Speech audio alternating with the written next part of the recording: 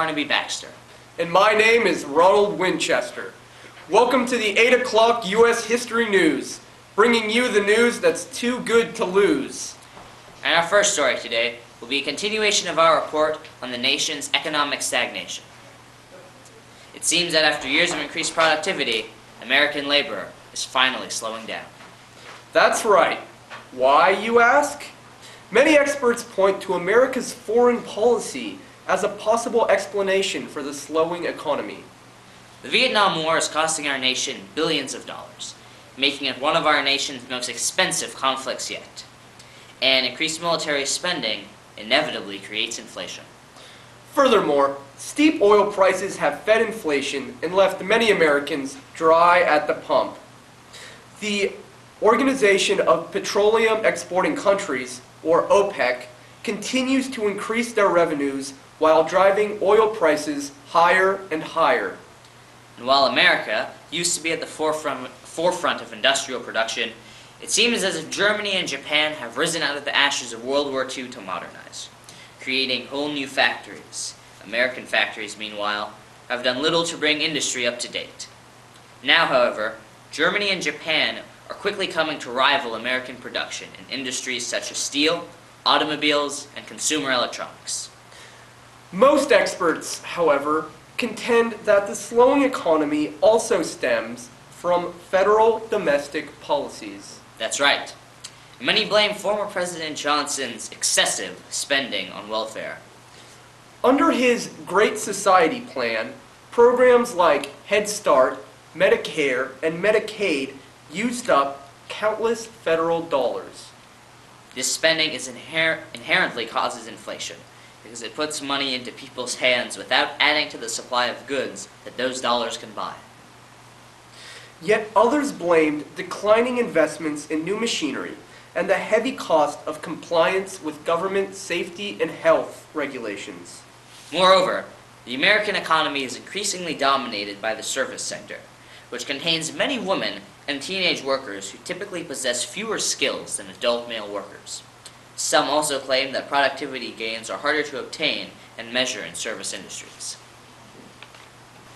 In breaking news today, last night, on April 29th of 1970, President Nixon ordered American forces into Cambodia to join with the South Vietnamese in order to clean out enemy forces in the area. President Nixon announced in an address to the nation that this is not an invasion of Cambodia, assuring Americans that our purpose is not to occupy that area. The White House asserts that the Viet Cong forces have built up military strongholds in Cambodia, in disregard of Cambodia's official neutrality. Still, many Americans are upset at this turn of events.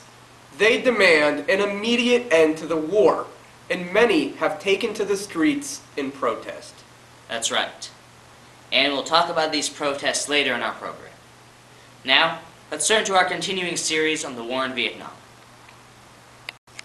President Nixon has continued to urge cooperation amongst the American people. Earlier, he announced his policy of Vietnamization, which calls for the withdrawal of 540,000 American troops over an extended period of time. Nixon hopes to make the South Vietnamese self-sufficient, with the help of American weapons, training, advice, and dollars, so that they can take over the burden of fighting their own war. And now, let's turn to our anchor in the field. Hey, how's it going back in the States? It's going well. How's the situation looking down there in Vietnam? Well, it's not looking so good. I'm here in Saigon, and while there is no fighting here, the fighting rages on along the border and now in Cambodia as well. There are reports of low and plummeting morale amongst the American forces. Do you find this to be the case? It's true. Morale is unusually low among American troops. The fighting down here is brutal and unpredictable. The enemy is ruthless, and these men aren't even entirely sure what they are here for. More and more, soldiers are turning to marijuana and heroin to dull the pain of fighting. That's unfortunate to hear. There have also been reports of mutiny and sabotage. Can you either confirm or deny this? Sadly, these rumors are not unfounded. There have been many reports of mutiny within the army. They have even heard stories of soldiers fragging their own officers, murdering them with fragmentation grenades. Wow, that's truly atrocious. Yes, indeed. And you can imagine how it makes those fighting down here feel. Well, thank you as always. Stay safe down there. Thank you. Wow, sure sounds bad down there. I couldn't agree more. And now, we're going to take a quick commercial break. Stay tuned for more news on the hour. Come on in, come on in, come on in, come on in, everybody needs a little sunshine. Sit right down, everybody needs a song to sing. Enjoy the real thing, like Coca-Cola, it's the real thing. Enjoy the lift you get from the great taste of Coke. Come on in. Ring around the collar, ring around the collar. Those dirty rings. You try soaking them out and scrubbing them out, and you can still come out with... Ring around the collar. Now try Whisk. Whisk outcleans any other laundry product because it sinks in and starts to clean before you start to wash. Gets even permanent press collars really clean. You won't hear ring around the collar with Whisk. Welcome back to U.S. News History at 8. It's good to have you with us. Did you notice how that last commercial glorified the woman in her traditional role as housekeeper, despite the increasing presence of women in the workplace? No. What? Never mind, fellow anchor. Anyways, we'll now bring you the latest update on anti-war protests, which continue to grow. That's right, Anchor. Just this last October, Boston Common became a protest site as some 100,000 Americans jammed the area, demanding an immediate, complete, and unconditional pullout. And some 50,000 Americans filed by the White House at the same time, carrying lighted candles and also demanding a complete pullout from Vietnam. President Nixon has declared these peace doves as nattering nabobs of negativism and bums. Instead, Nixon has appealed to the silent majority, as he calls it, who presumably support his war. Unfortunately, not all of the protesting has remained peaceful. Angry students across America have risen up in rage in response to the recent developments in Cambodia. And as a matter of fact, National Guard members fired into a noisy crowd at Kent State University, killing 4 students and wounding many more. Also, at the historically black Jackson State College in Mississippi, Highway Patrol discharged volleys at a student protest, killing 2 students. Similarly, some have begun to cry out against what they see as a racist war. The armed forces are mostly composed of the least privileged Americans. Thus, black Americans are disproportionately represented. Moreover, black Americans are disproportionately represented in the number of fatalities. Former civil rights leader Dr. Martin Luther King frequently referred to the conflict in Vietnam as a white man's war and a black man's fight. And finally, some people have taken issues with the soldiers themselves. That's right. There are reports of military abuses throughout Vietnam and reports of desecration of Viet Cong bodies. Some say that soldiers will cut the ears off of the dead and wear them, or pose dead bodies with cigarettes and Playboy magazines. Especially horrifying is the story of My Lai, a Vietnamese village that American forces captured, reportedly massacring innocent women and children in the process. Indeed. Turning now to a developing story, we have just gotten word that Nixon has concluded speaking to Chinese leaders in Shanghai. We turn now to our expert on China-USSR relations. Thank you. According to our sources, Nixon has reached an agreement with the Soviet Union after threatening to back China against the USSR.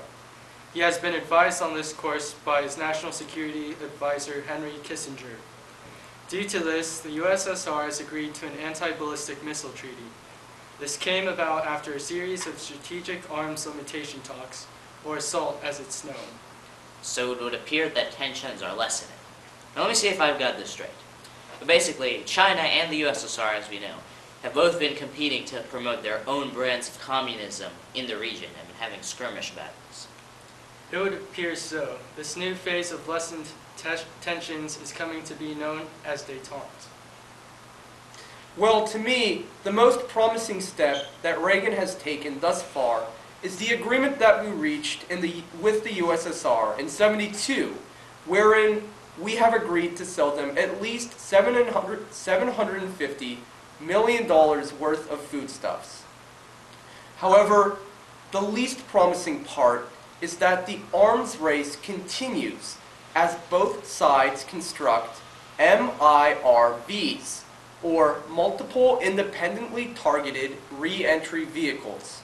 Well, at least for the most part, looks like tensions are lessening as we step away from a hardcore militarism stance. Well, thank you for your time. And now, we turn to a story about the Supreme Court and what your president is doing to correct it. Well, the Supreme Court under Chief Justice Earl Warren is being accused by President Nixon of excessive judicial activism. In fact, in recent years, the court has made several controversial decisions, including effectively legalizing contraceptives, giving all defendants the right to legal counsel, despite the fact that they may be too impoverished to afford it otherwise, and giving all suspects being arrested by police forces a right to remain silent. Moreover, the court shocked many when they ruled that required prayers and Bible readings is prohibited in public schools. The court cited the First Amendment in its justification of its decision. It is now facing harsh criticism from many fronts. Angered at this, among other decisions, Nixon has appointed 4 of his own justices in the past few years, including Warren E. Burger, who has replaced Warren as Chief Justice. Despite Nixon's wishes, however, they won't dismantle the former court's liberal policies. They even gave a liberal ruling in what may turn out to be the most important trial of the decade, Roe v. Wade, a case which, according to the court's decision, effectively legalizes abortion. In other news, Rachel Carson's book, Silent Spring, which details the poisonous effects of pesticides, has given the environmental movement an enormous boost. That's right. Just earlier this week, Nixon created the Environmental Protection Agency and its companion body, the Occupational Hazard and Safety Administration. Congress has also taken steps to improve the environment, passing the Clean Air Act of 1970, the Endangered Species Act of 1973, and refusing to fund any more huge irrigation projects in the West. Well, this certainly seems like an unusually liberal trend for Nixon, doesn't it? No, not really when you look at his political record. He's increased welfare spending and even created a new welfare program, supplemental security income to aid the elderly, blind, and disabled. Finally, and this is among the most controversial, Nixon's Philadelphia Plan, as it's known, requires construction trade unions to establish goals and timetables for hiring black workers. And this plan soon extended to all federal contracts. Effectively, Nixon is focusing on protecting certain rights, whereas previous presidents have placed emphasis on protecting the individual. That's right. In a sense, he's redefining the definition of what affirmative action previously meant. And for the most part, he's been successful, creating many jobs for minorities and women, despite plenty of harsh criticism. Well, that's all the time we have for today. That's right. Thank you for joining us today at U.S. History News. Until next time.